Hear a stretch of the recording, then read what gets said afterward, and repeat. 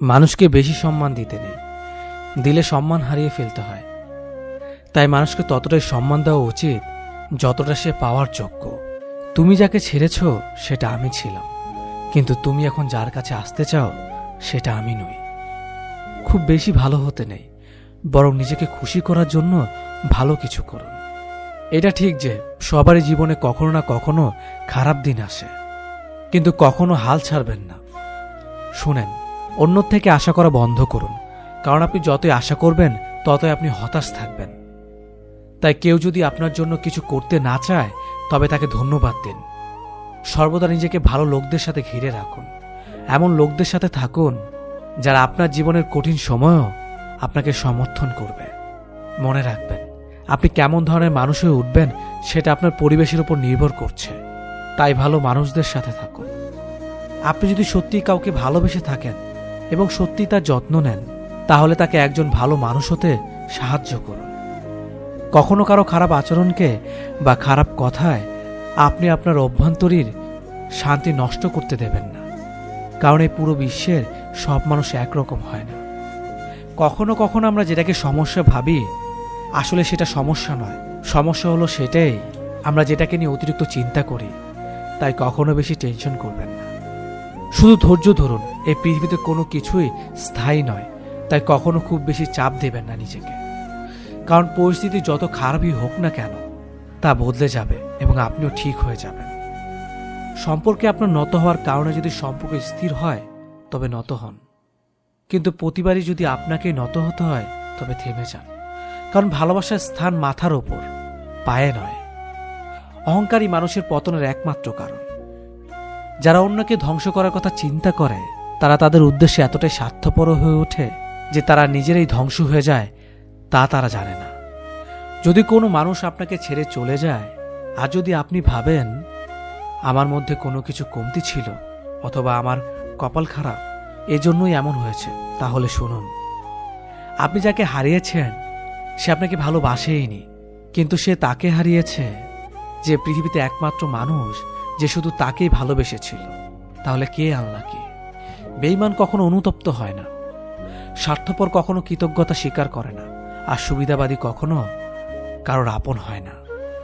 মজা করা সেটাকেই বলে যে বলে আর যাকে নিয়ে বলে তারা যদি দুজনেই হাসে।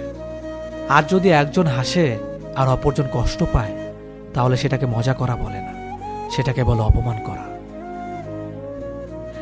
জীবনের সবচেয়ে কঠিন পরীক্ষা হচ্ছে ধৈর্য। সঠিক মুহূর্তের জন্য অপেক্ষা করুন। যারা তোমাকে আঘাত কিংবা ছোট করার জন্য সুযোগ খোঁজে তাদের থেকে দূরে সরে থাকা উত্তম। নারীরা যদি ঘরের ঝামেলাগুলো নিজেদের মধ্যে মিটিয়ে রাখতে পারে তবে সেই সংসারে পারিবারিক শান্তি ফিরে আসবে। তিনটা জিনিসের ওপর ভরসা করা ঠিক না: নদীর পাড়ের বাড়ি, ব্রেক ছাড়া গাড়ি, ঘর ছাড়া নারী। দেখতে সুন্দর অনেক পাওয়া যায়, কিন্তু যাদের সুন্দর মন তাদের কেবল ভাগ্য করে পাওয়া যায়। শুধু হাত ধরে কিছু পথ চলার নামই সম্পর্ক নয়, তাকে আগলে ধরে জীবনের শেষ পর্যন্ত সুখে দুঃখে পাশে থেকে তাকে সান্ত্বনা দেওয়ার নামই সম্পর্ক। কারো সাথে কথা বললে ভালো লাগে, আর কারো সাথে কথা বললে শান্তি লাগে। যার সাথে কথা বললে শান্তি লাগে সে মানুষটি স্পেশাল। গাছের জীবন লতা পাতা, মাছের জীবন পানি, ছেলেদের জীবন টাকা পয়সা, মেয়েদের জীবন স্বামী। কথাটা তেতো হলেও সত্য। চেহারা সৌন্দর্য আর টাকার জোর না থাকলে কোনোদিন কেউই তাকে সহ্য করতে পারে না।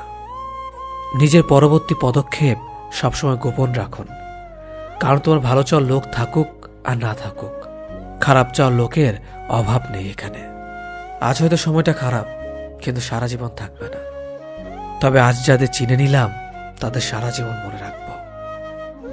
অতিরিক্ত আপন হতে যাবেন না, দুঃখ ছাড়া কিছুই পাবেন না।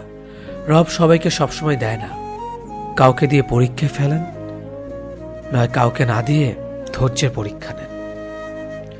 শূন্যের নিচে শূন্য বসালে যেমন যোগফল শূন্যই হবে, ঠিক তেমনি যে আপনার নয় তার জন্য পুরো পৃথিবীর সাথে যুদ্ধ করলেও সে কখনোই আপনার হবে না। ধৈর্য এমন একটা গাছ যা সারা গায়ে কাটা, কিন্তু ফল অতি সুস্বাদু এবং মিষ্টি।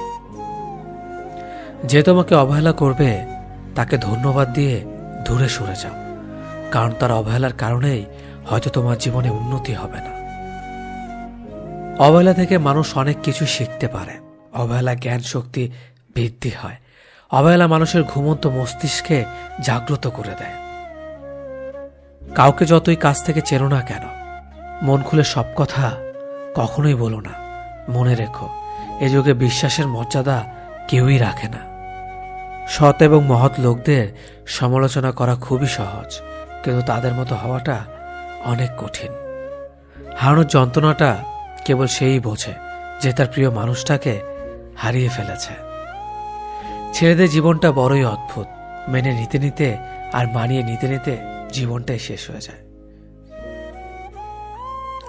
যাকে অবহেলা করছো সে হয়তো একদিন এমনিতেই চলে যাবে, কিন্তু লক্ষ্য রেখো, যার জন্য তাকে অবহেলা করছো সে যেন আবার তোমায় না ছেড়ে যায়। বেশিরভাগ সম্পর্ক দুটি কারণে নষ্ট হয়ে যায়। একটি ইগো, অপরটি সন্দেহ। ধৈর্য মানে শুধু বসে বসে অপেক্ষা নয়, ধৈর্য মানে ভবিষ্যৎকে দেখতে পাওয়া। জীবন অভিজ্ঞতা থেকে বলছি, যত একা থাকবেন তত ভালো থাকবেন। যে ব্যক্তি তোমাকে সত্যবাদী বলে বিশ্বাস করে, তার সাথে মিথ্যা কথা বলা নিকৃষ্টতম বিশ্বাসঘাতকতা। স্বার্থের টানে আত্মীয়স্বজন সবাই হয়তো ছেড়ে চলে যায়, কিন্তু স্বার্থের জন্য স্বামী স্ত্রী একে অপরকে খুবই কম ছেড়ে যায়। সম্পর্ক শেষ হলো, শেষটা সুন্দর হোক, যাতে রাস্তায় দেখা হলে চোখে চোখ রেখে হাসা যায়। দোষটা কাটার নয়, দোষটা আমাদেরই, কারণ তার ওপর আমরাই পা রাখি। কাটা তো তার জায়গাতেই থাকে। মেয়েরা যখন কাঁদে তখন পানি বের হয় চোখ থেকে, ছেলেরা কাঁদলে পানিটা আসে একদমই ভেতর থেকে। রাতটা আগের মতনই আছে, কিন্তু ঘুমটার আগের মতো আসে না। খারাপ সম্পর্কে থাকলে একসময় ভালোটাও খারাপ হয়ে যায়। আমাদের বয়স বাড়ার সাথে সাথে ইগো বাড়ছে, ভালোবাসার মানুষের সংখ্যা কমছে, কাছের মানুষেরা ছেড়ে যাচ্ছে, আপন মানুষেরা ঠকাচ্ছে। এটাই বাস্তব সত্য। প্রিয়জন হারানোর চেয়ে ঘর হারানো ঢের ভালো। ঘর হারালে পথে থাকা যায়, কিন্তু প্রিয়জন হারালে না পথে থাকা যায় আর না ঘরে থাকা যায়। আমরা সবসময় মনে করি আমাদের স্মৃতিশক্তি খুবই দুর্বল, কিন্তু যখন আমরা কাউকে ভুলতে চেষ্টা করি, ঠিক তখন আমরা বুঝতে পারি আমাদের স্মৃতিশক্তি কতটা শক্তিশালী। জীবনে কাউকে পাওয়াটা বড় কথা না, আপনি যাকে পেয়েছেন তাকে জীবনের শেষ পর্যন্ত কাছে রাখাটাই বড় কথা। জোর করে কোনো কিছু পাওয়া যায় না, ভাগ্যে থাকলে কেউ কেড়ে নিতে পারে না। কেউ যদি আপনাকে খুব বেশি প্রায়োরিটি দেয়, তাহলে ভাববেন না মানুষটা অনেক সস্তা। আপনার কপালটা অনেক ভালো, কারণ পৃথিবীতে এত মানুষ থাকতে সে আপনাকে সবসময় বুঝতে চেষ্টা করে। আপনার কাছে অতিরিক্ত প্রায়োরিটিটা অনেক সময় বিরক্তির কারণ হতে পারে।